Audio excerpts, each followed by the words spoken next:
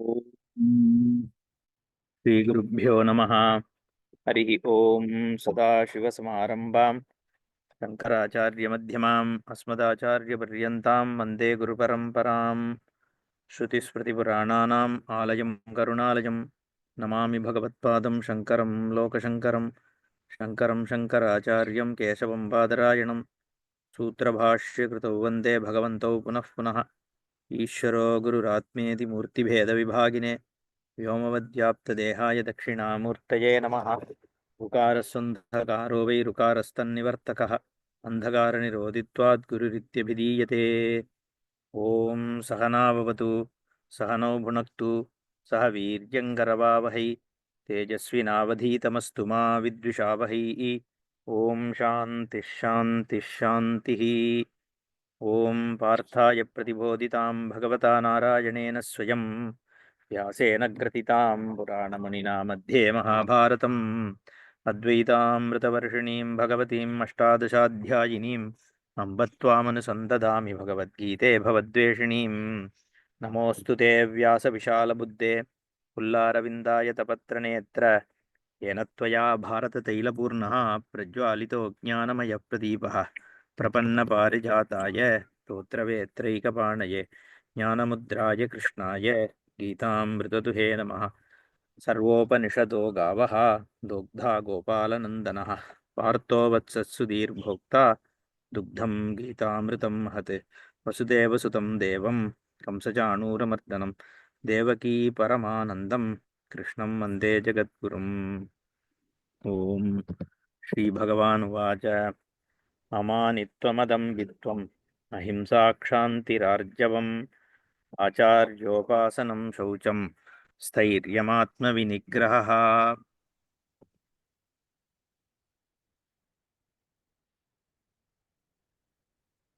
சாந்திஹி அப்படிங்கிற இந்த வேல்யூவை பத்தி பார்த்தோம். அமானித்துவம், அதம்பித்துவம், அஹிம்சா, க்ஷாந்திஹி.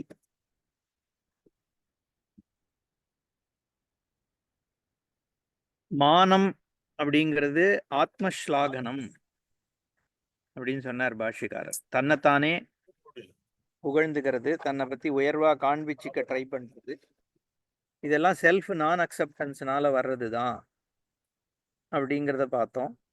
அப்புறம் தம்பம் அப்படின்னா இல்லாத ஒண்ணுத்த இருக்கிறதாக சொல்றது. அப்புறம் அஹிம்சா, தம்பம் இல்லாத தன்மை. அப்புறம் அஹிம்சா, இது பார்த்தோம். க்ஷாந்தி அப்படிங்கிறது ஏற்றுக்கொள்கின்ற எப்படி ஒரு பேக்ரவுண்ட், எல்லாத்துக்கும் பின்னாடி ஒரு காரணம் இருக்குன்றதை ரெக்கக்னைஸ் பண்ணி ஒரு விஷயத்தை சகித்து கொள்கின்ற தன்மை. சகித்து கொள்றதுங்கிறது உள்ளுக்குள்ள அதுல ஒரு பிரதிபக்ஷ பாவனை இல்லாம இருக்கக்கூடிய தன்மை க்ஷாந்தின்னு பார்த்தோம். அது ஒரு உயர்ந்த தர்மமாக இந்த ஞானத்தை ஆசிரியக்கிறவர்கள் வளர்த்து கொள்ள வேண்டிய ஒரு முக்கியமான ஒரு இது க்ஷமா. அந்த க்ஷமாதான் சாதுத்துவத்தை கொடுக்கறது அப்படிங்கிறத நம்ம பார்த்தோம். அதுக்கு ஒருத்தருடைய, ஏன்னா இப்ப ஒரு ஞானியானவன் சுவாபாவிகமாகவே க்ஷமாவோட இருக்க போறான். ஆனா இங்க ஞானத்திற்கு அதிகாரித்துவ சித்திக்காக நம்ம க்ஷமாங்கிறத வளர்த்து கொள்ள வேண்டியது அப்படிங்கிற ஒரு நிலையில இருக்கும். அதாவது ஒரு அஜ்ஞானியை பத்தி தான் இங்க பகவான் சொல்றார். அஜ்ஞானியானவன் என்ன விதமான ஒரு குணங்களை வளர்த்து கொள்றதுனால ஞான அதிகாரித்துவம் அவனுக்கு சித்திக்கிறது, அதுதான் இங்க சொல்லிட்டு வரார். அமானித்வாதி கணம் ஞான சாதனத்வாத்னு பாஷ்யக்காரர் சொன்னார். ஞானத்திற்கு சாதனமாக இது இருக்கு, ஒரு வழியாக இருக்கிறது, ஒரு கரணமாக இருக்கு. ஞானத்தை அடையறதுக்கு யோக்கியதையை பெறுவதற்காக இது வழியாக சொல்லப்படுகின்ற குணங்கள்.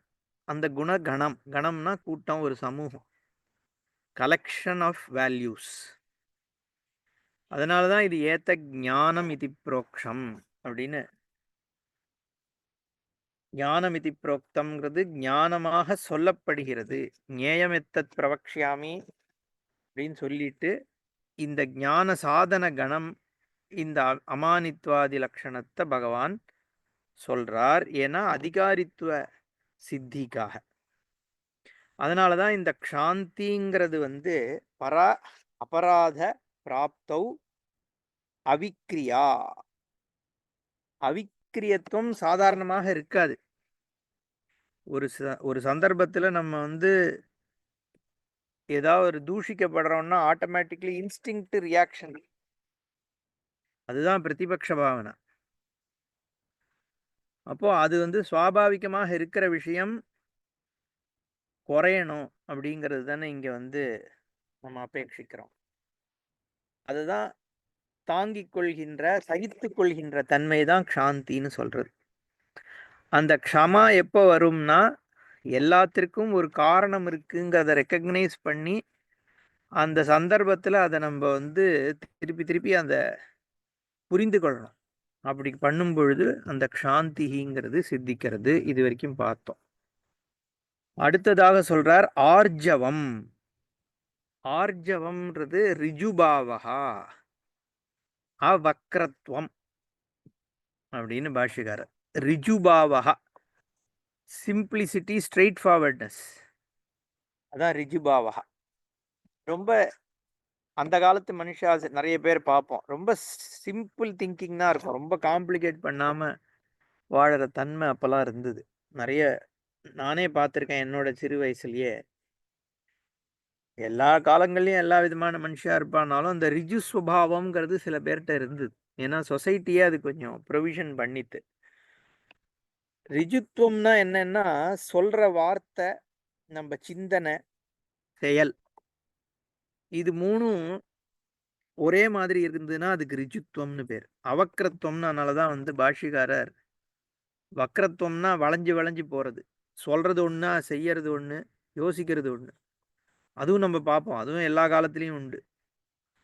என்ன சொல்ற சொல் செயல் எல்லாம் ஸ்ட்ரெயிட் லைன்ல இருக்காது, ஒரே கோட்டில் இருக்காது. அந்த மாதிரி இருக்கிறதுக்கு காரணம் என்னன்னா, அதுவுமே ஒரு போலித்தனம் வர்றதுக்கு என்ன காரணம்? புத்தியில இருக்கிறது மேல நமக்கே நம்பிக்கை இல்லை, நம்ம சரியா யோசிக்கிறோன்ட்டு. இல்ல அடுத்த வாளோட ரியாக்ஷன்ஸுக்கு நம்ம ரொம்ப சென்சிட்டிவா இருக்கும். நம்ம இப்படி நினைக்கிறது அவளுக்கு தெரிஞ்சுடுதுன்னா பிரச்சனை அப்படிங்கிற யோஜனை.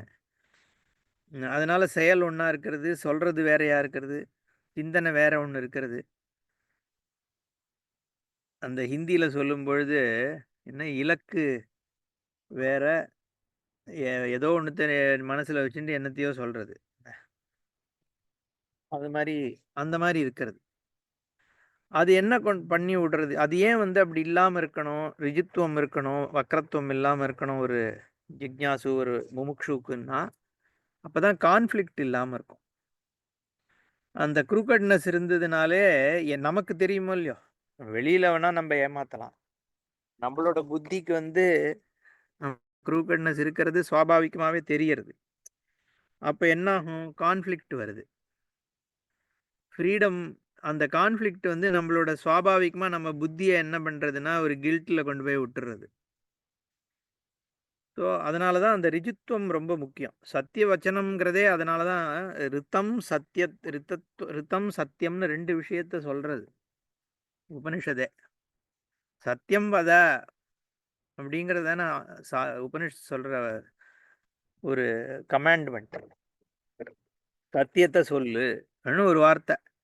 அது பத்தி அதை வச்சுதான் இவ்வளோ பெரிய ஹரிச்சந்திர இதுவே இருக்கு, கதையே வந்தது. சத்தியம் வத தர்மஞ்சர சுவாத்தியாயா ஆன்மா பிரமதா இப்படிலாம் சொல்றது உபனிஷத். அப்போ அந்த சத்தியத்துவத்தை தேவைப்படுறத சொல்லணும், ஆனா சொல்றது சத்தியமாக இருக்கணும். எல்லாத்தையும் சொல்லணும்னு அவசியம் இல்லை, பட் சொல்ற விஷயம் சத்தியமாக இருக்கணும் அப்படிங்கிறது முக்கியம். அதான் அது அது அதெல்லாம் ரிஜித்துவம்ல இருக்கிற ஒரு முக்கியமான விஷயம்.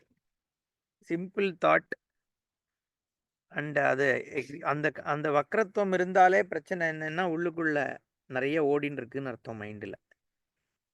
ஒரு விஷயத்த ஒன்று நம்ம இது நம்ம நிறைய பேர்கிட்ட பார்ப்போம். அது சாதாரணமாக சொல்லியிருப்போம், அதுக்கு பின்னாடி 10 விஷயம் கல்பிக்கப்படும். இதை வச்சு இவன் இப்படி சொன்னானா, வேற ஏதோ ஒன்றுத்த மைண்டில் வச்சு இப்படி சொன்னானா, இல்லை இப்படி சொல்றதுனால அவன் எது அரைவு பண்ண பார்க்குறான். இதை வந்து ரிசீவர் சைடில் இருக்கிற அங்கேயும் ரிஜித்துவம் இல்லை. So much of complication. என்ன நம்ம சாதாரணமாக யாரோ ஒருத்தர் நம்மளை பார்த்து சிரிச்சாலே அதுக்கு பின்னாடி 1000 அர்த்தம் கல்பிக்கிறது. அவன் ஏதோ கிண்டல் பண்ணுறான், இல்லை அவன் வேற ஏதோ ஒன்று விஷயம் வச்சு தான் இது மாதிரி. இது எல்லாமே ரிஜித்துவம். சில சமயம் சாமர்த்தியம் தேவைப்படுறதுங்கிறதும் இருக்குனாலும் நம்ம வந்து ஒரு மோட்சத்தை விரும்புகிற ஒருத்தருடைய தன்மையை பற்றி பேசுகிறோம். எவ்வளோக்கு எவ்வளோ நம்ம இந்த மாதிரி வந்து மைண்ட் இருக்கோ அவ்வளோக்கு அவ்வளோ நம்ம அவைலபிலிட்டி வந்து குறைஞ்சி போய்டுறது. இந்த வித்யைக்கு அலர்ட்னஸ் குறைஞ்சி போய்டுறது. நம்ம பிரம்மனிஷ்டையை வந்து ஏற்படுத்திக்கணும், கர்ம யோகத்தை பண்ணணும்னு நம்மளோட சங்கல்பம்.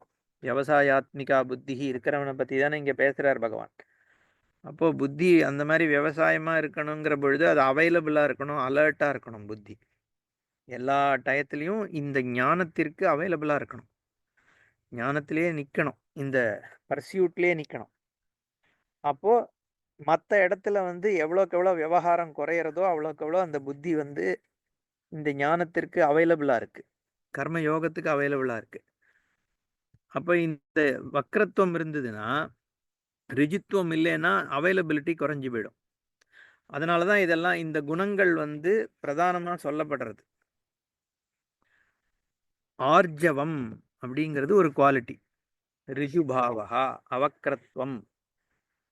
அடுத்ததா சொல்றார் ஆச்சாரியோபாசனம். பாஷ்யகாரர் மோக்ஷ சாதன உபதேஷ்டு ஆச்சாரியஸ்ய சுஷ்ரூஷாதி பிரயோகேன சேவனம். மோக்ஷ சாதன உபதேஷ்டு ஆச்சாரியா. ஆச்சாரியன்றது பல அர்த்தங்கள்ல யாரை வேணா ஆச்சாரியன்னு சொல்ல முடியும். குரு மாதிரி யாரை வேணான்னா மோட்ச சாதனத்தை சொல்ற ஆச்சாரியன் மட்டும்தான் ஆச்சாரியன்னு கிடையாது. சங்கீத ஆச்சாரியன் இருக்கலாம், வியாக்கரண ஆச்சாரியன் இருக்கலாம், அர்த்தசாஸ்திரத்தில் ஆச்சாரியன் இருக்கலாம். ஆனால் ஜென்ரலா டெஃபனிஷன் என்னன்னா ஸ்வயம் ஆச்சரதி அந்யான் ஆச்சாரயதி இது ஆச்சாரியா. தானும் ஆச்சரணம் செய்து மற்றவர்களையும் ஆச்சாரத்தை கடைபிடிக்க வைப்பவர். ஆச்சாரம்னா நம்ம உடனே தமிழ்ல வெறும் மடி ஆச்சாரத்தை தான் ஆச்சாரம்னு சொல்லி வழக்கப்பட்டிருக்கோம். நம்ம ஆச்சரணம்னா நடத்தைன்னு அர்த்தம், அவ்வளவுதான். சரணம்னா நடக்கிறது, நன்னடத்தை அப்படின்னு எடுத்துக்கலாம். ஆச்சரணம் அப்படின்னா நன்னடத்தை. தானும் நன்றாக நடந்து மற்றவரையும் நன்னடத்தை செய்விப்பவர் ஆச்சாரியர். அதுதான் ஆச்சாரிய லட்சணம். இங்க வந்து ஆத்தியாத்மிக விஷயமான இங்கே மொத்த கிரந்தமே, இந்த சாஸ்திரமே பிரம்ம வித்யா யோக சாஸ்திரம்னு இருக்கிறதுனால, ஞானத்தை தான் வந்து இங்க லட்சியமாக வச்சுன்னு இருக்கிறதுனால, அப்ப இங்க ஆச்சாரியன் யாருன்னா ஞானோபதேசத்தை செய்கிறவன் ஆச்சாரியன். ஞானோபதேசம் பண்றவன் தான் ஆச்சாரியன். மோக்ஷ சாதன உபதேஷ்டு, மோக்ஷத்திற்கான சாதனத்தை சொல்பவர், உபதேசிப்பவர். மோட்ச சாதனம் எது? வேதாந்த ஞானம் தான் மோட்ச சாதனம். அதுக்கு வந்து கரணமாக இருக்கக்கூடிய கர்மயோகம் இத்தியாதிகள், இதை சொல்லக்கூடியவருக்கு ஆச்சாரியன்னு பெயர். ஸ்ருதி வாக்கியத்தையும் ஸ்ருதி சம்பிரதாயத்தில் இருக்கக்கூடிய பிரக்கிரியை வழியாக ஞானபோதம் பண்ணக்கூடியவன் ஆச்சாரியன். இங்கே பாஷ்யக்காரர் அதை தான் சொல்றார். அப்போ இந்த ஸ்ருதி பிரமாணத்திற்கும் ஒரு ஜிக்ஞாசுக்கும் நடுவில் இருக்கிற பாலமாக இருப்பவர் ஆச்சாரியர். ஏன்னா சம்பிரதாயம் யார்கிட்ட இருக்கு? ஆச்சாரியன்ட்டு தான் இருக்கு. ஸ்ருதி வாக்கியங்கள் வேணா புஸ்தகத்தில் கூட இருக்கலாம், இல்லை நம்மளே கூட வேதாத்தியனம் பண்ணி மனப்பாடம் பண்ணின்னு இருக்கலாம். பட் சம்பிரதாயம் இந்த குரு சிஷ்ய பரம்பரையிட்ட தான் இருக்கு. சம்பிரதாயம்ன்றது ஏன் குரு சிஷ்ய பரம்பரையில தான் இருக்குன்னா, அது கையாளப்பட வேண்டியது. சம்பிரதாயம் வந்து கையாளப்பட்டாதான் இந்த ஞானம் சித்திக்கிறது. ஏன்னா இந்த ஞானத்தை பொறுத்த வரைக்கும் நம்மளுடைய புத்தி சுவாதந்திரியம் இங்க வர இது என்ன சொல்றது, அதுக்கு வந்து ஒரு ரோலே கிடையாதுன்னு சுவாமிஜி. நான் இதை இங்க எல்லா எல்லா ஞானத்திலையுமே அதுக்கு ரோல் கிடையாது. கண்ணு ஒரு பொருளை பார்க்கணும் அப்படின்னா அங்க வந்து புத்திக்கு வந்து வேலையே கிடையாது. கண்ணு ஒழுங்கா வேலை செஞ்சு வெளியில இருக்கிற பொருள்ல வெளிச்சம் இருந்ததுன்னா அந்த கண்ணு வந்து பார்க்கறது, அவ்வளவுதான். புத்தி அதை வந்து நான் பார்க்கணும் அப்படின்னு சொன்னப்புறம் தான் கண் அதை பார்க்கறதுன்னு கிடையாது. பொருள் இருந்து லைட் இருந்ததுன்னா பொருள் பார்க்கப்படுகிறது. ஸோ எல்லா விதமான காது வந்து சப்தம் இருந்து காது ஒழுங்கா இருந்தா சப்தம் கேட்கப்படுறது. என்ன, எல்லா விதமான ஞானமுமே அப்படிதான் வந்து நடக்கிறது. அதே மாதிரி ஸ்ருதியும் வந்து அப்படிதான் வந்து அதுவும் அந்த பிரமாணமானது அப்படிதான் நடக்க வேண்டும். அப்பதான் அந்த ஞானம் ஒர்க் ஆகும். அப்ப அதுக்கு குறுக்க வர்றது எது? அந்த பிரமாணம் வேலை பார்க்காம இருக்கிறதுக்கு என்ன காரணமாக இருக்க முடியும் அப்படின்னு கேட்டா, சுதந்திர பிரமாணமாக இருக்கிறதுனால இதுல வரக்கூடிய இடைஞ்சல் எதுன்னா அகங்காரம் தான். அகங்காரம் உள்ள வரும் பொழுதுதான் பிரமாண விவகாரம் நடக்கிறது, பங்கப்படுறது. அப்போ அந்த அகங்காரம் எப்ப போகும்னா ஞானம் வந்தப்புறம் தான் முழுசா போக போறது. ஆனா அகங்காரம் போனாதான் ஞானம் வரும். இது ஒரு catch-22 ஆயிடுறது. அகங்காரம் போனாதான் ஞானம் வரும். ஆனா ஞானம் வந்தாதான் அகங்காரம் போறது. இப்ப எப்படி இதுல இருந்து வெளியில வர்றதுன்னா அப்பதான் ஸ்ரத்தை அப்படிங்கிறது வருது. குரு மேலையும் சாஸ்திரத்து மேலையும் ஸ்ரத்த இருக்கும் பொழுதுதான் இந்த ஞானம் ஏற்படும். அதனாலதான் ஸ்ரத்தைய வந்து ரொம்ப முக்கியமாக சாஸ்திரங்கள் சொல்றது. ஸ்ரத்தைய வந்து குரு சாஸ்திர வாக்கியேஷு விஸ்வாசா ஸ்ரத்தா அப்படின்னு ஸ்ரத்தைய வந்து டெஃபினிஷன் தத்துவபோதத்துல விஸ்வாசா ஸ்ரத்தா. இங்க அதனாலதான் சுஷ்ரூஷா அப்படின்னு போடுறார் பாஷ்யக்காரர். மோக்ஷ சாதன உபதேஷ்டு ஆச்சாரியஸ்ய சுஷ்ரூஷாதி பிரயோகேன சேவனம். அதான் ஆச்சாரிய உபாசனம். ஏன்னா ஸ்ரத்தைக்கு தான். ஸ்ரத்த எப்ப வரும்னா அந்த குரு கிட்ட நமக்கு வந்து ஒரு பக்தியும் ஒரு அடோரேஷனும் வரணும். அவர் சொல்றது, அவர் விஷயம் தெரிஞ்சவர் அப்படிங்கிறது வரணும். ரெண்டாவது அதான் ஸ்ரத்தா பக்தின்னு சேர்த்து சேர்த்து சொல்றது. அது காரணம் என்னன்னா இந்த அகங்காரம் குறையறதுக்கு அந்த குருவினுடைய வார்த்தையில ஸ்ரத்த வந்தா அந்த அந்த ஸ்ரத்த வந்து இந்த அகங்கார இன்டர்ஃபியரன்ஸை குறைக்கிறது. ஏன்னா இந்த அகங்காரமே வந்து அகங்காரம்னா என்ன, அதனுடைய சுரூபம் என்னன்னு பார்க்குற வரைக்கும் தான் அகங்காரம் இருக்கு. ஒன்ஸ் வந்து அகங்காரத்தை பற்றி அனலைஸ் பண்ண உடனே தானாக போயிட போகிறது. என்ன, அந்த பிரமாணம் தன்னுடைய வேலையை பண்ணணும்னா அகங்காரத்தை குறைக்கணும். அந்த அகங்காரம் வராம இருக்கணும்னா இந்த ஸ்ரத்த வேணும். சாஸ்திரத்திலையும் ஆச்சாரியன்ட்டையும் ஸ்ரத்த இருக்கணும். வேதாந்த பிராமணியத்திலையும் புத்தி இருக்கணும். பிராமணிய புத்தி இருந்தாதான் அந்த வேதாந்த வாக்கியங்கள் ஒர்க் ஆகும். அதனால ஏன்னா இந்த சப்த பிரமாணம் வந்து சுரூப ஞானத்தை ஏற்படுத்த போகிறது. அதுதான் பகவானே வந்து ஸ்ரத்தாவான் லபத்தே ஞானம் அப்படின்னு சொல்றார். ஏன்னா உபனிஷத் வாக்கியமும் இருக்கு, ஆச்சாரியவான் புருஷோ வேத அப்படின்னு வாக்கியம் இருக்கு. என்ன, ஏன்னா அந்த பகவான் பாஷ்யக்காரர் இந்த இடத்துல சுஷ்ரூஷா அப்படிங்கிற வார்த்தையை போடுற.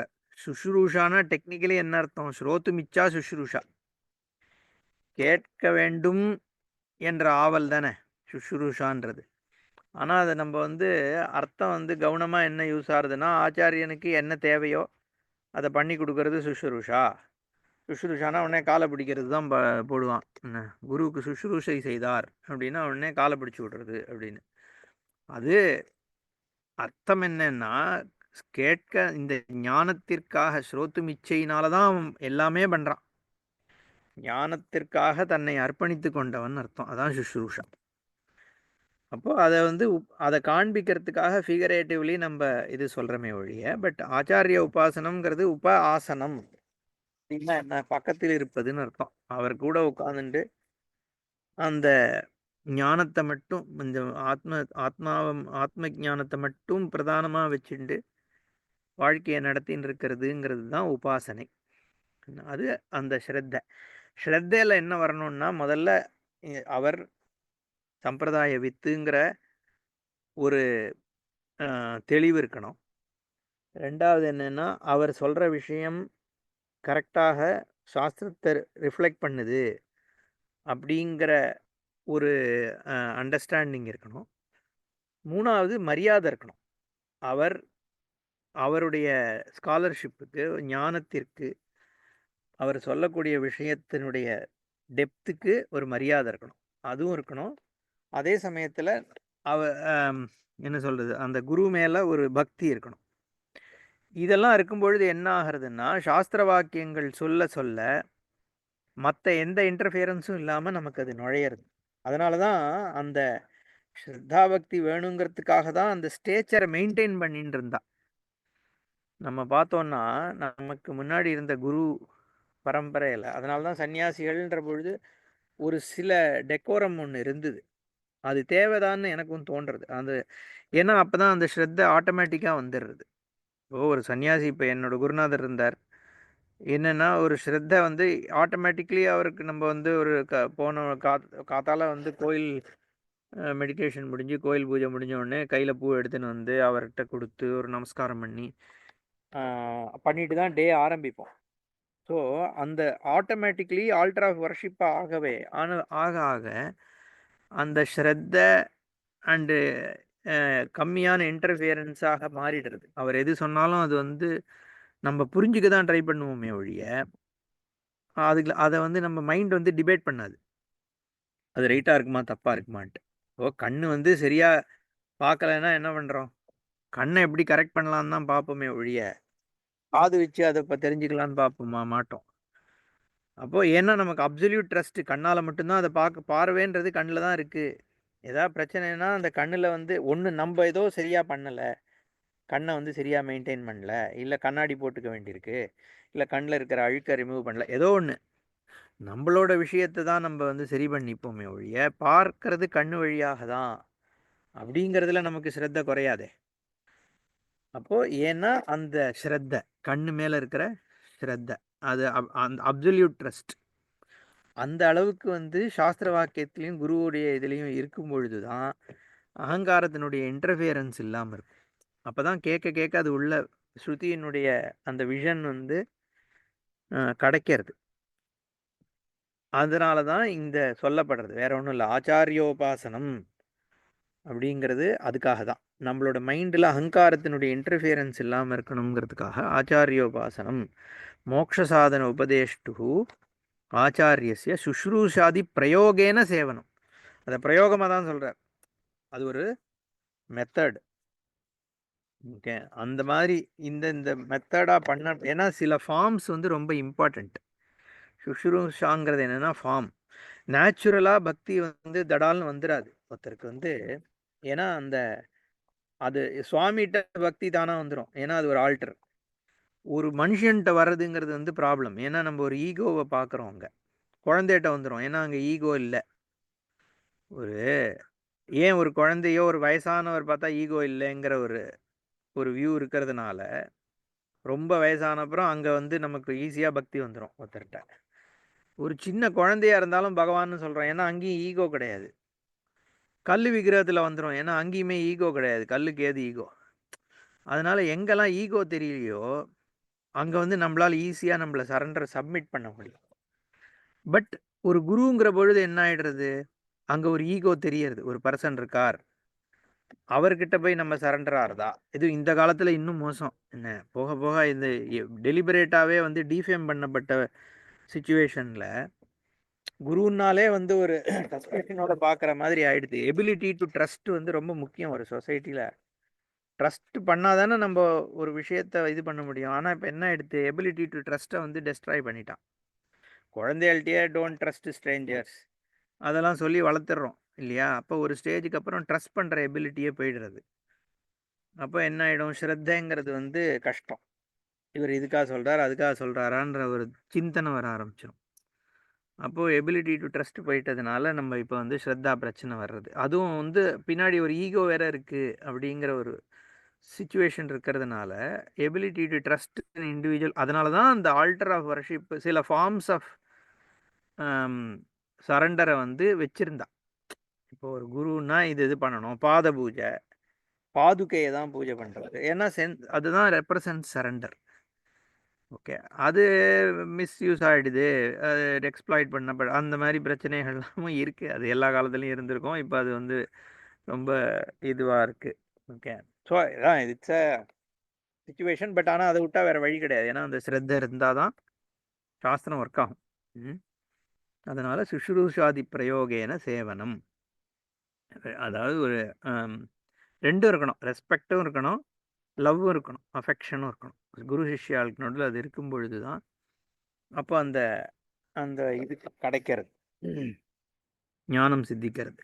அதனால ஆச்சாரியோபாசனம். அப்புறம் சௌச்சம். சௌச்சம்க்கு பாஷ்யக்காரர் 2 விஷயம் சொல்றார். காயமலானாம் மிருஜ்ஜலாபியாம் பிரக்ஷாளனம், அந்தஸ்ச மனசா பிரதிபக்ஷ பாவனையா ராகாதி மலானாம் அபநயனம் சௌச்சம். சுத்தம், சௌச்சம்ன்றது சுத்தம் பண்றதுன்னு அர்த்தம். சௌச்சாலை அப்படின்னு நம்ம பார்க்குறோமே, சௌச்சம்ன்றது இங்கே நம்மளும் வந்து மடி அதெல்லாம் சௌச்சம்னு சொல்கிறது. ஏதாவது ஒரு விஷயம் நடந்துடுதுன்னா ஆசௌச்சம்னு சொல்கிறோம் இல்லையா? இந்த சௌச்சம்ன்ற வார்த்தை சுத்தம் பண்ணுறது அப்படிங்கிறது அர்த்தம். சுச்சி அப்படின்னாலே அர்த்தம் சுத்தம் தானே அர்த்தம். சுத்தம்ன்றது அதுலேருந்து வந்தது தான். சௌச்சம் வெளி சௌச்சம், புற தூய்மை. அது காயமலானாம், இந்த உடம்பு ரிலேட்டட் விஷயங்களுக்கு மிருத்து ஜலாபியாம் பிரக்ஷாளனம். சோப்பு, மிருத்துனா மண்ணுன்னு அர்த்தம். ஒரு விதமான மண் அந்த காலத்தில் வந்து உடம்புக்கெல்லாம் கூட உபயோகப்பட்டதுன்னு பார்க்குறோம் இல்லையா? தேய்ச்சிக்கிறதுக்கு, நாட் ஜஸ்ட் ஆத்து மண் மட்டும் இல்லை, ஒரு விதமான சோப்புக்கு பதிலாக அந்த காலத்தில் உபயோகப்படுத்தினான்றதை படிக்கிறோம். அந்த மாதிரி மிருத்து ஜலாபியாம், ஜலத்தினாலெல்லாம் உடம்பை வந்து சுத்தம் பண்ணிக்கிறது, அதுவும் பண்ணணும். பாஷிகாரர் சொல்றார் அந்தஹாச்ச, உள் தூய்மையும் தேவை மனசுல. அதை எப்படி தூய்மைப்படுத்துவ? இந்த மண்ணு சோப்பு மாதிரி பிரதிபக்ஷ பாவனையா, ஒரு விஷயம் இருக்குன்னா அதுக்கு நேர் எதிர்மறை தன்மையோடு ராகாதிமலானாம் அபநயனம், ராகத்வேஷம் முதலான விஷயங்களை வந்து நீக்கிறது, அது உள் தூய்மை அப்படின்னு சொல்ற. ஓகே, இதுல என்னன்னா உள் தூய்மைனா அப்ப என்ன, எது முதல்ல தூய்மை அற்றது எது? ராகம், துவேஷம், சுயநலம், வெறுப்பு இல்லையா? இதெல்லாம் பொறாமை, கோபம். என்ன இப்போ இது என்ன ஆயிடுது, இதெல்லாம் நம்மளை வந்து இந்த ஞான விஷயத்திலிருந்து சாதனையிலிருந்து தள்ளி எடுத்துன்னு போகிறது. இது எப்படி நீக்கிறதுன்னா, முதல்ல சௌச்சத்துக்கு வந்து நம்மளுடைய பிரார்த்தனைகள் உதவுறது. அது மந்திரங்களால பண்ணக்கூடிய விஷயங்களும் உதவுறது. இப்போ நம்ம சந்தியாவந்தனாதிகள் பண்றவர்களுக்கு இது தெரியும். அதுல வந்து சந்தியாவந்தனத்துல என்ன சொல்லப்பட்டது, எல்லாமே வெறும்னா இந்த சௌச்சம் சுத்தம் பண்ணிக்கிறது தான். புரோக்ஷணம் அப்படின்னு முதல்ல உண்டு. தண்ணியை எடுத்து புரோக்ஷிச்சுக்கிறது, மந்திரத்தை சொல்லி ஆப்போஹிஷ்டாமயோ புவஸ்தான ஊர்ஜேது தாதன மகேரணாய சக்ஷுஷே யோவ சிவதமோ ரசஹான்னு சொல்லி புரோக்ஷணம், வெளியில மந்திரத்தினால உடலை சுத்தம் பண்ணிக்கிறது. அப்புறம் என்னன்னா மார்ஜனம், இந்த ஜலத்தை உள்ள வாங்கிட்டு உள்ள நம்ம உடம்புக்கு உள்ள இருக்கிற விஷயத்த மந்திரபூதமா தூய்மை பண்ணிக்கிறது இல்லையா? அது வந்து எதிராத்திரியா கிருதம் பாபம் அதெல்லாம் சொல்லி ராத்திரில பண்ண பாபம் போகிறதுக்கு பகல்ல பண்றது, பகல்ல பண்ற பாபங்கள் போறதுக்கு சாயங்காலம் ஆச்சமியம் பண்ணிக்கிறது. இதெல்லாம் என்ன சுத்தி தானே. அதே மாதிரி பரிசேச்சனம் பண்றோம், சாப்பாடை வச்சு பண்ணும்பொழுது என்ன பண்றோம், அங்கேயும் மந்திரபூதமா சுத்தி பண்ணிக்கிறோம். அதே மாதிரி ஜபங்கள் என்ன பண்றது, அதுவும் சுத்தி தான். மந்திர ஜபம் பண்ணும் பொழுது மந்திரத்துக்கு சுத்தம் பண்ணக்கூடிய ஒரு தன்மை இருக்கு. அதனாலதான் நாமம் பஜனை பண்ணு, நாமம் பண்ணுன்னு என்ன எல்லாமே சுத்தம், சுத்தி புண்ணியாக வாச்சனம்னு எல்லா விஷயமுமே புண்ணியாக சுத்தி புண்ணியாக வாச்சனம் பண்ணிட்டு தான் மற்ற காரியங்களை நடத்துறதுன்னு இருக்கு. அதை தவிர வந்து வருண ஜபம் இதை பண்ணி வந்து அந்த சுத்தி, இந்த மாதிரி சுத்தி பண்ணிக்கிறது. இது எல்லாமே வந்து மந்திரபூதமாக பிரார்த்தனைகள் வழியாக பண்ற சுத்தி, சௌச்சம். அடுத்தது என்னன்னா பிரதிபக்ஷ பாவனைன்னு நம்ம சொல்றோம். எதிர்மறையான விஷயங்களை கொண்டு இப்போ ஒருத்தரை பிடிக்கல அப்படின்னா அதுக்கு எதனால பிடிக்கல, எந்த விஷயம் பிடிக்கல, அவன் பார்க்குற அவன் தெரியற விதத்தினால பிடிக்கலையா, இல்லை அவன் வந்து செய்கின்ற செயல் ஒருத்தரை பிடிக்கலைன்னா எல்லாமே பிடிக்கலையா, இல்லை ஒரு தனிப்பட்ட செயல் தான் பிடிக்கலையா, இதை பார்த்துட்டு மற்றதை வந்து வளர்த்துக்கிறது. ஸோ அந்த கிரிட்டிகாலிட்டியை நீக்கிட்டு நம்ம மற்ற விஷயங்களை வந்து ஸ்திரப்படுத்திக்கிறது. இன்ஃபேக்ட் ஒரு இது சொல்கிறது என்னென்னா வந்து ஒருத்தரை பிடிக்கலன்னாலே போய் நீ நேராக போய் வந்து ஃபேக்காவது அந்த பர்சனுக்கு ஒரு நல்லதை பண்ணுறது. வெறும்னா ஃபோன் பண்ணால் போகிறோன்னு சொல்லுவாள் அந்த காலத்தெல்லாம். என்ன யாரையாவது பிடிக்கலையா, ஜஸ்ட் ஒரு ஃபோன் பண்ணி சாதாரணமாக பேசி மைண்டு சரியாயிடும். இல்லை அதையும் மீறி வந்து ஒருத்தர் மேலே ஒரு வெறுப்பு இருக்குன்னா நம்மளா வந்து ப்ரோஆக்டிவாக போய் ஏன்னா அவருக்கு போய் ஒரு ஹெல்ப் பண்ணுறது, ஏதாவது ஒன்றுத்த நிர்பந்தப்படுத்தி நம்ம பண்ணி அந்த இதை மாற்றிக்கிறது. அதெல்லாம் பிரதிபக்ஷ பாவனை தான். அதாவது ஒரு ஒரு எது நம்மளை டிஸ்டர்ப் பண்ணுறதோ அதை வந்து நம்ம அந்த டிஸ்டர்பிங் திங்கை ரிமூவ் பண்ணுறது இல்லையா. அது மாதிரி ஒரு நம்ம சில ஹேபிட்ஸ் இருக்குது என்ன அப்படின்னா அதை ரிமூவ் பண்ணுறதுக்கு அதுக்கு ஆப்போசிட்டாக நம்ம ரொம்ப ஸ்லோவாக வந்து விஷயத்தை பண்ணுறோம், செல்ஃப் கிரிட்டிக்கலாக இருக்கும். இந்த மாதிரி விஷயங்கள் இருக்கும் பொழுது நம்ம வந்து அதுக்கு நேர் ஆப்போசிட்டான விஷயத்தை கொண்டு வருது, நம்மளையே நம்ம வந்து சரிப்படுத்திக்கிறது.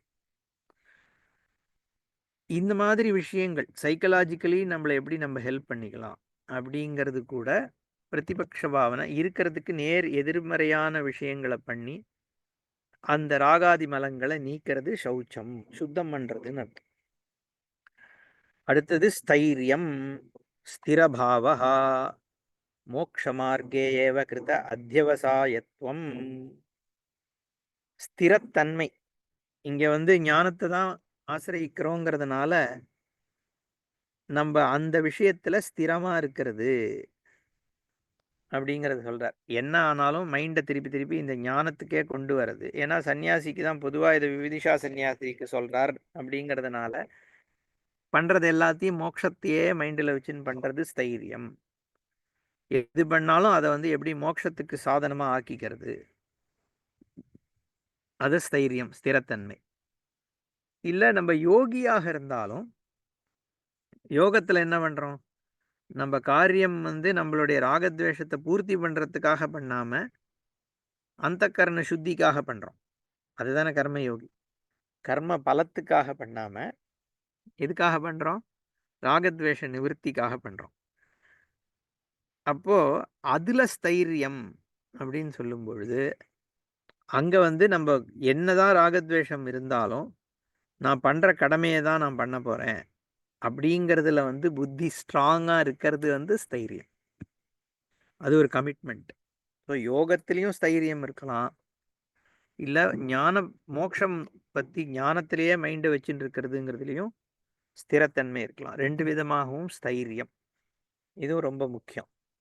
என்னுடைய மோட்சத்திற்கு வந்து மோட்ச மார்க்கத்திலேயே கிருத்த அத்தியவசாயத்துவம், டிட்டர்மினிஸ்டிக்காக இருக்கிறது, மோட்ச மார்க்கத்தில் டிட்டர்மைண்டாக இருக்கிறது ராதர். ஓகே. அடுத்தது ஆத்ம வினிகிரகா.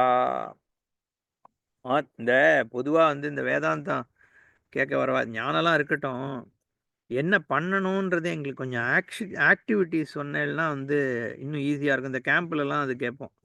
கேம்புக்கு வரவாலாம் முக்கால்வாசி வந்து இதுதான். இதெல்லாம் ரைட்டு நீங்க சொல்றேன் கேட்டுக்கிறோம். திரும்பி போனதுக்கப்புறம் இதெல்லாம் எதுவும் ஞாபகம் இருக்கிறதில்ல. ஞானம். பட் நீங்க பிராக்டிகலா என்ன பண்ணலாம்? அப்படின்னு சொன்னா, அது கொஞ்சம் யூஸ்ஃபுல்லா இருக்கும்னு சொல்லணும். அதுக்கு இந்த மாரி செக்ஷன்ஸ் வந்து ரொம்ப யூஸ்ஃபுல். இது எல்லாமே அஃப்கோர்ஸ் இதுவுமே மென்டலி பண்ண வேண்டியது தான். பட் ஆனா இந்த ஒண்ணுத்தையும் நம்ம வந்து இப்போ இந்த குவாலிட்டீஸ வந்து எப்படி பிராக்டிகலா கொண்டு வரலாம்? அப்படிங்கிறதுக்கு இந்த சில ஸ்டெப்ஸ் இருக்கும் இல்லையா? அது நம்ம யூஸ்ஃபுல்லா இருக்கும். அடுத்தது ஆத்ம வினிக்கிரஹ. இங்க ஆத்மா அப்படிங்கிறது சரீரத்தை சொல்றது. Body mind sense complex. அதனால இங்க பாஷிகாரர் சொல்றார், ஆத்மனஹா உபகாரத்தையா அபகாரகஸ்ய ஆத்ம சப்த வாச்சியஸ்ய காரிய கரண சங்காதஸ்ய வினிக்கிரஹः ஸ்வபாவேன சர்வதः பிரவருத்தஸ்ய சன்மார்கே ஏவ நிரோதः ஆத்ம வினிக்கிரஹः. என்ன அர்த்தம்னா, ஆத்ம வினிக்கிரகனா ஆத்மனஹா உபகாரத்தையா ஆத்மாவுக்கு அனுகூலமாக உபகாரம் பண்ற வகையாக நன்மை செய்கின்ற வகையாக என்ன பண்ணணும்? அபகாரகஸ்ய வினிக்கிரகா. அபகாரகம் காரகம்னா செயல்னு அர்த்தம். செய்கின்ற. அபகாரகம்னா எதிர்மறை செயல் செய்வதாகிய அப்படின்னு எடுத்துக்கலாம். செய்வதாகிய ஆத்ம சப்த வாச்சியஸ்ய ஆத்மாங்கிற சப்தத்திற்கு பொருளாக இருக்கிறது இங்க என்ன? இந்த காரியகரண சங்காத்தமாகிய தேகம் புத்தி. காரியம்னா தேகம், கரணம்னா அதுக்குள்ள இருக்கக்கூடிய இந்திரியங்கள் மனசு என்ன இதெல்லாம் சேர்ந்து இருக்கக்கூடிய இந்த பாடி மைண்ட் சென்ஸ் காம்ப்ளெக்ஸ். இந்த க்ஷேத்திரம் இருக்கே, இந்த தேகம், இந்த தேகத்தை வந்து வினிக்கிரகம் கண்ட்ரோல் செய்வது. அது என்ன வினிக்கிரகம்? அது பாஷ்யக்காரரே சொல்றார், ஸ்வபாவேன சர்வதா பிரவருத்தஸ்ய சுவாபாவிகம் இயல்பு தன்னுடைய இயல்பாக சர்வதா பிரவருத்தஸ்ய எல்லா இடத்துலையும் போயிட்டு இருக்கும். மெயினாக மைண்டு தான். பாடி கூட மைண்டை ஃபாலோ பண்ணி தான் அங்கங்கே போகிறது. புத்தி இருக்க பல இடங்களுக்கு போகிறது.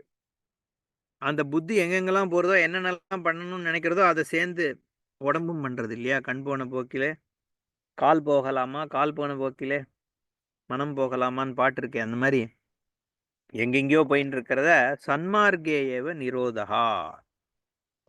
சன்மார்க்கம் அப்படின்னா சாதுக்கள் சென்ற மார்க்கம்னு ஒரு அர்த்தம். இல்ல சத்வஸ்துவாகிய பிரம்மத்தை அடைவதற்கான மார்க்கம். அந்த மார்க்கத்திற்கு அதில் மார்க்கத்தில் அதை நிலைப்படுத்துவதுன்னு எடுத்துக்கலாம். என்ன அதுதான் ஆத்ம வினிகிரகா. ஏன்னா இந்த சரீரம் தானே பிரதானம் இல்லையா? நம்ம பாடி இடம் கொடுக்கலன்னா, பாடி மைண்டு இடம் கொடுக்கலன்னா என்ன மோட்சத்தை எப்படி பண்ண முடியும்? மோட்சத்தை எப்படி அடையிறது? இதம் சரீரம் ஆத்தியம் கலு தர்ம சாதனம் அப்படின்றான் இல்லையா காளிதாஸ். தர்மத்திற்கு முதல்ல ஆத்திய சாதனம் பாடி தான், உடம்பு தான். உடம்பு வந்து எப்பவும் டயர்டா இருக்கு, சோம்பேறித்தனமா இருக்கு, மைண்டு ஃப்ரெஷ்னஸ் இல்லை, மைண்டு வந்து எங்கெங்கேயோ ஓடின்னு இருக்கு. இந்த காலத்தில் அதுவும் இந்த பல விஷயங்களில் ஓடுறது இருக்கே, ஸ்கேட்டர்டு மைண்டு. ஏன்னா ஒரு 50 வாட்ஸ்அப் மெசேஜ், ஒரு 100 ஃபேஸ்புக் போஸ்ட்டு, இதை தவிர நியூஸ் சேனல்ஸ், டிவி டிபேட்ஸு எல்லாம். ஏன்னா அபண்டன்ஸ் ஆஃப் இன்ஃபர்மேஷன் ஃப்ளோ இருக்கு. இப்போ இன்ஃபர்மேஷன் மட்டும் இல்லை, பாயிண்ட்ஸ் ஆஃப் வியூ ஆல்சோ என்ன எக்கச்சக்கமாக இருக்கு. நமக்கு எங்கேயோ தெரியாத என்னென்னவோ பிரச்சனை, இல்லாத பிரச்சனை, நாடு முழுக்க உலகம் முழுக்க இருக்கிற அத்தனை பிரச்சனையும் இங்கே வருது நம்ம ஃபோனுக்கு. இந்த ஃபோன் விண்டோ வழியாக இருக்கிற அத்தனையும் நம்ம மைண்டுக்குள்ளே வந்து நுழைஞ்சிடுறது. அதெல்லாம் பற்றி அவனோட ஒரு point of view, prime time debates, அதை தவிர இன்டர்நெட் சேனல்ஸு, கண்டென்ட் கிரியேட்டர்ஸ், அவனை பற்றி பிரச்சனை, இவன் இதை சொன்னான், அவன் அதை சொன்னான், இவன் இப்படி பேசிட்டான், அப்படி பேசிட்டான், இது ரைட்டா அது தப்பா, எல்லாருக்கும் ஒரு பாயிண்ட் ஆஃப் வியூ, நமக்கும் ஒவ்வொன்றும் பட்சம் எடுத்துக்க வேண்டியது. அவனுடைய பேக்ரவுண்டுக்கு ஏற்ற மாதிரி அவாவா ஒரு ஒரு பாயிண்ட், ஒரு ஸ்டாண்ட் எடுப்பான். இப்போ இத்தனை விஷயங்கள் ஓடின்னு இருக்கு மைண்டில் இல்லையா? இப்போ இது அது வேற. அதனால மைண்ட் என்ன ஆகுது? ஸ்கேட்டர்டாக இருக்கு. ஈதர் டயர்டாக இருக்கு, ஸ்லக்கிஷாக இருக்கு, இல்லை ஸ்கேட்டர்டாக இருக்கு. இந்த காலத்தில் மல்டி டாஸ்கிங் அது ஒன்று, ஏதோ ஓடின்னு இருக்கு. இப்போ இந்த மாதிரி இருக்கிற சுச்சுவேஷனில் எங்கே இந்த ஞானத்தை இது பண்ணுறது? இப்போ ஒரு கிளாஸில் உட்காரும் போதே டக்குன்னு ஃபோன் எடுத்து ஏதாவது பாச்சுன்னா பார்க்குறோம் இல்லையா? அப்போ அந்த மாதிரி இருக்கும் பொழுது இதுல இருந்தெல்லாம் மைண்டை வந்து வினிகிரகம் பண்ணாதான் மோட்சம் வேணும்னா அது பண்ணிதான். அப்போ இது எல்லாமே ஜிம்னாஸ்டிக்கா இருக்கு வாழ்க்கையே இப்போ. ஸோ அதை வந்து நம்ம கான்ஷியஸா ரெஸ்ட்ரெயின் பண்ணும் பொழுதுதான் மைண்டை இதில் வச்சுக்க முடியும். ஒரு ஈவன் தோ நமக்கு ஒரு ருச்சியே இல்லைன்னா அது வேற விஷயம். ஆத்ம ஞானத்துல ருச்சி இல்லை அப்படின்னா அது ரைட்டு. அப்போ அதுக்கப்புறம் இங்கே வர வேண்டியதில்லை. இங்கே நம்ம யாரை பற்றி பேசுகிறோம்? ருச்சி இருக்கு, டிட்டர்மினேஷனும் இருக்கு, திருட நிச்சயம் இருக்கு, பண்ணணும்னு தான் நினைக்கிறோம், ஆனால் முடியல அப்படின்னு வருத்தப்படுற பொழுது இதை நம்ம பேசுகிறோம். இது வந்து இதில் சில விஷயங்கள் வில் தான் தேவை. பல விஷயத்தை இப்போ வந்து ஞானம் தேவைன்னா ஞானத்தை நோக்கி தான் நம்மளோட எல்லா எஃபர்ட்டும் இருக்கணுமே ஒழிய அதில் வந்து நம்ம சோஷியல் இஷ்யூஸு, இது கம்யூனிட்டி இஷ்யூஸு 100 விஷயத்தில் நம்ம ஃபோக்கஸ் பண்ணிட்டு இருந்தோம்னா முடியாது. நம்ம எனர்ஜி பல விஷயங்களில் போயிடும். ஏன்னா இப்போ இருக்கிற முக்காவாசி நான் சன்னியாசிகள்லே பார்க்குறேன், ஹிந்துத்வா அது இதுன்னு இறங்கிட்டோம்னா நான் எதுவும் கம்மி தேவையா அதிக தேவையா இது அதை பற்றியே நான் பேசலை. எல்லாத்துக்கும் நீடு இருக்கு. பட் யார் எதை பண்ணணுங்கிறதும் இருக்கும் இல்லையா? நம்மளுடைய லட்சியம் என்ன? நம்ம வந்து சொசைட்டிக்காக பண்ண போகிறோமா, நம்ம தர்மத்துக்காக காரியம் பண்ண போகிறோமா, இல்லை நம்ம மோட்சத்தை தேடி போயிட்டு இருக்கோமா? அதில் ஒரு கிளாரிட்டி இருக்கணும்.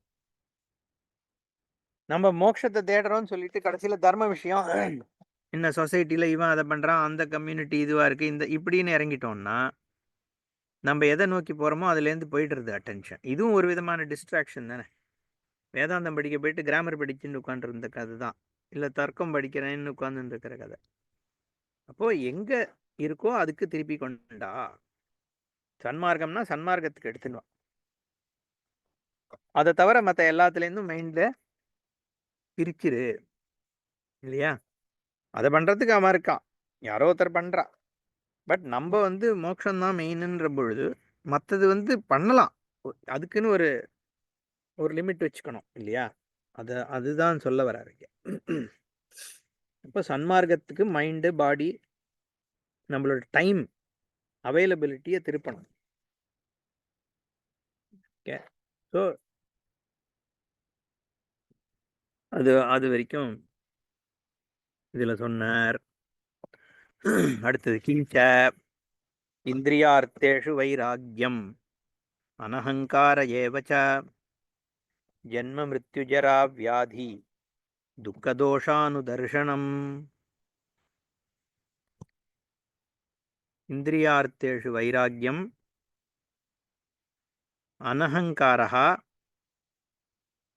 ஜன்ம மிருத்யு ஜரா வியாதி துக்க தோஷ அனுதர்ஷனம்.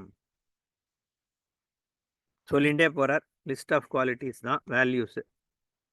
இந்திரியார்த்தேஷு சப்தாதிஷு திருஷ்ட அதிருஷ்டேஷு போகேஷு விராகபாவः வைராக்கியம்.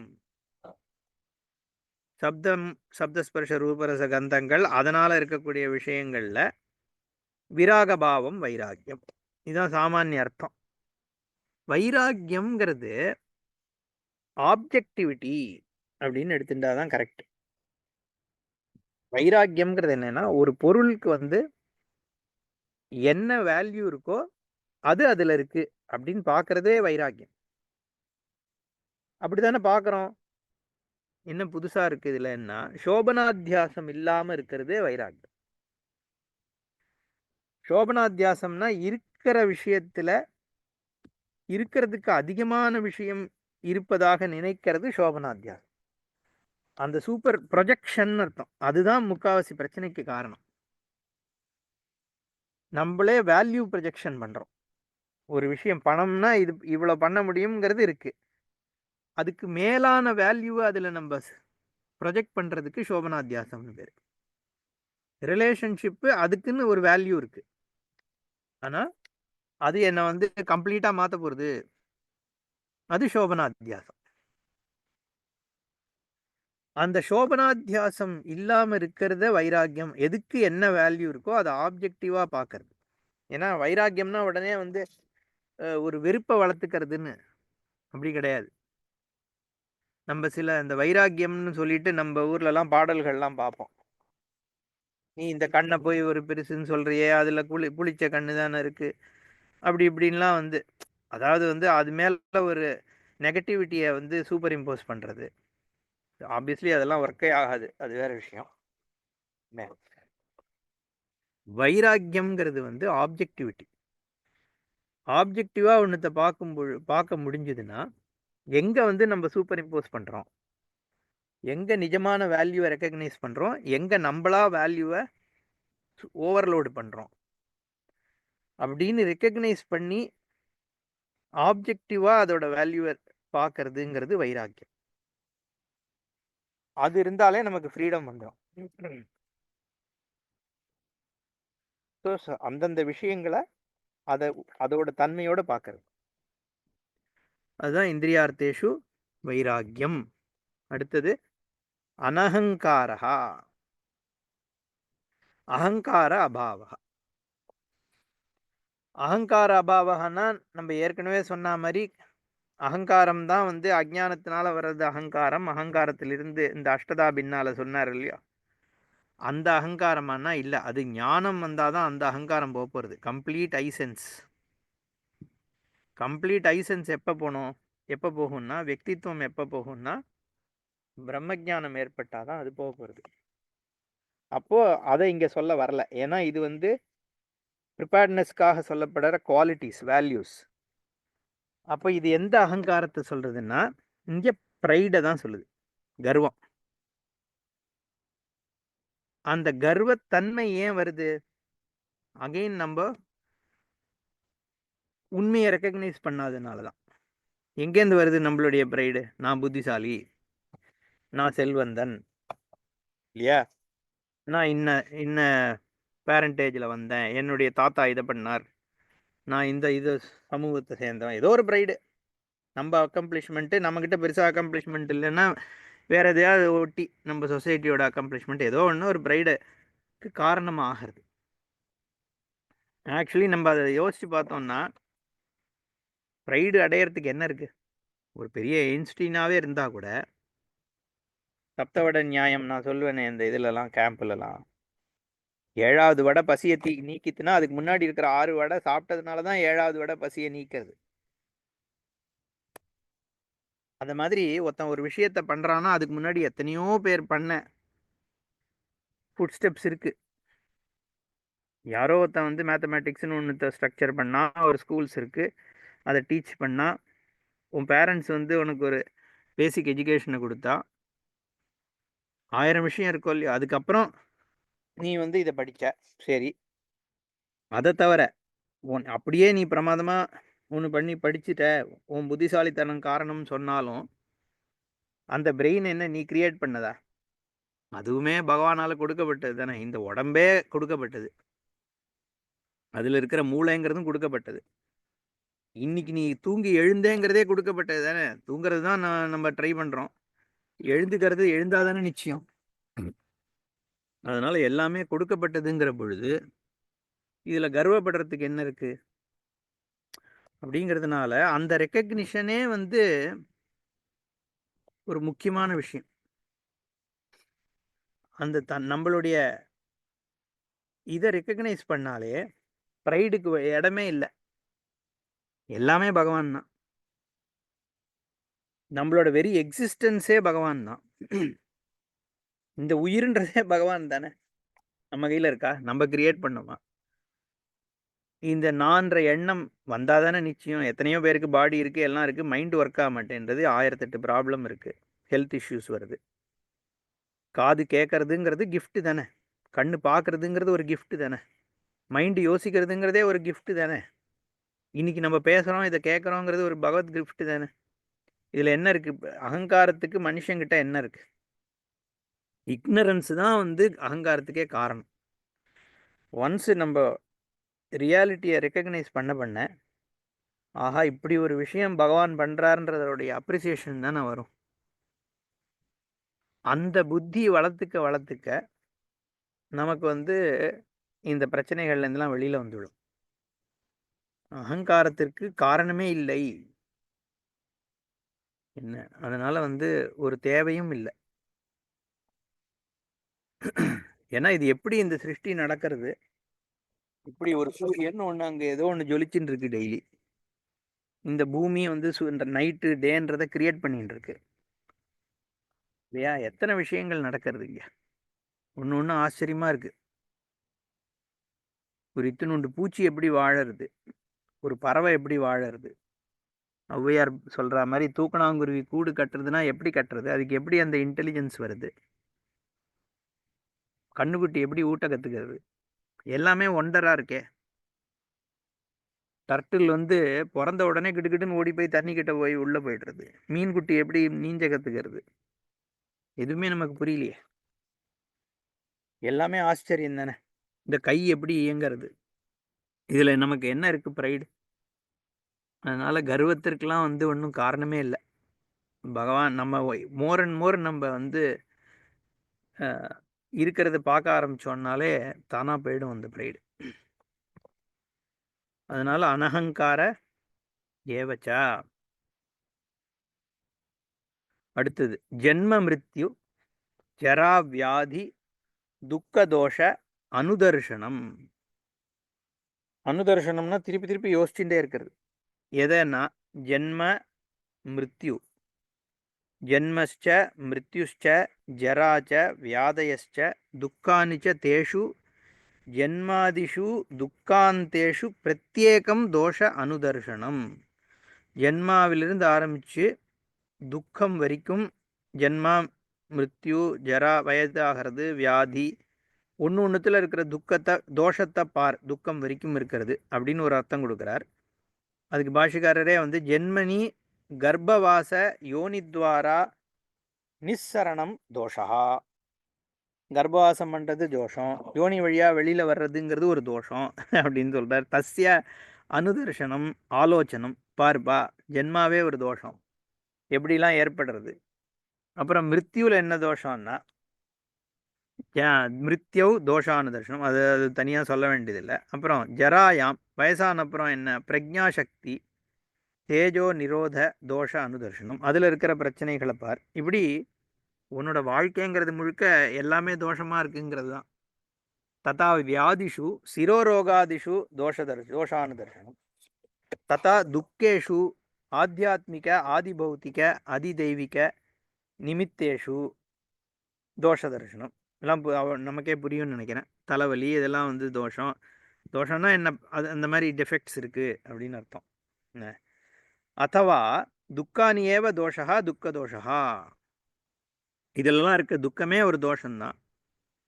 என்ன அதே மாதிரி தஸ்ய ஜென்மாதிஷு பூர்வவத்து அனுதர்ஷனம் துக்கம் ஜென்ம துக்கம் மிருத்யு துக்கம் ஜரா துக்கம் வியாதயா துக்க நிமித்தத்வா ஜென்மாதயா துக்கம். அதாவது மோட்சத்தை நோக்கி போகிறதுக்கு இதெல்லாம் ஜென்மா இல்லாத தன்மையை நீ அடையிறது தான் உனக்கு வந்து நல்லது அப்படிங்கிறத புரிஞ்சுக்கிறதுக்காக இதில் இருக்கிற தோஷத்தை பாரு. நீ என்ன இருந்தாலும் இதில் உனக்கு கிடைக்க போகிறது ஒன்றும் இல்லை அப்படிங்கிறத புரிஞ்சுக்கோன்னு அர்த்தம். என்ன இன் ஜென்ரல் நம்ம எல்லாத்துலேயும் ஒரு லிமிட்டேஷன் இருக்குன்றத பாரு, அவ்வளோதான். இதை உட்காந்து நம்ம பெருசாக அனலைஸ், எல்லாருக்குமே தெரிகிற விஷயம் தானே.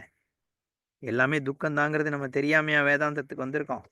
ஸோ பொதுவாக இது எல்லாத்துலேயும் வந்து ஒரு லிமிட்டேஷன் தான் இருக்குது, இதையே நோக்கி ஓடின்னு இருக்கிறதுல அர்த்தம் இல்லைங்கிற ஒரு ஜென்ரல் வைராக்கியம். न पुनः स्वरूपेण एव दुःखम् इत्येवं जन्मादिषु दुःखदोषानुदर्शनात् தேகேந்திரியாதி விஷய போகேஷு வைராக்கியம் உபஜாயத்தை.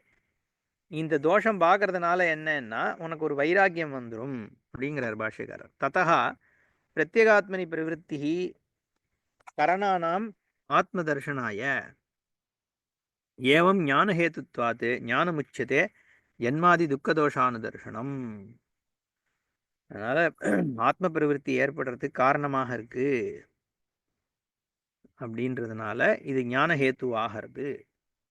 அதனால இதுவும் பார் எப்பவுமே, ஏன்னா அது அடிக்கடி திருப்பி திருப்பி பார்த்துக்க வேண்டியிருக்கு. ஏன்னா அப்பப்போ நம்மளோட மைண்டு வந்து இந்த விஷயங்களை நோக்கி போகிறதுக்கான வாய்ப்பு இருக்கிறதுனால அப்பப்போ இதில் இருக்கிற தோஷத்தை ரெக்கக்னைஸ் பண்ணிக்கோ அப்படின்னு சொல்கிறார்.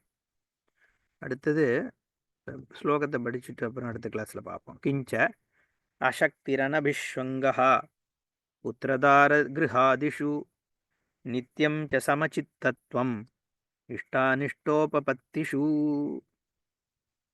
பார்க்கலாம். ஓம் பூர்ணமதः பூர்ணமிதம் பூர்ணாத் பூர்ணமுதச்யதே பூர்ணஸ்ய பூர்ணமாதாய பூர்ணமேவாவசிஷ்யதே. ஓம் சாந்தி ஷாந்தி ஷாந்தி. ஹரி ஓம் ஸ்ரீ குருभ्यो நமः. ஹரி ஓம்.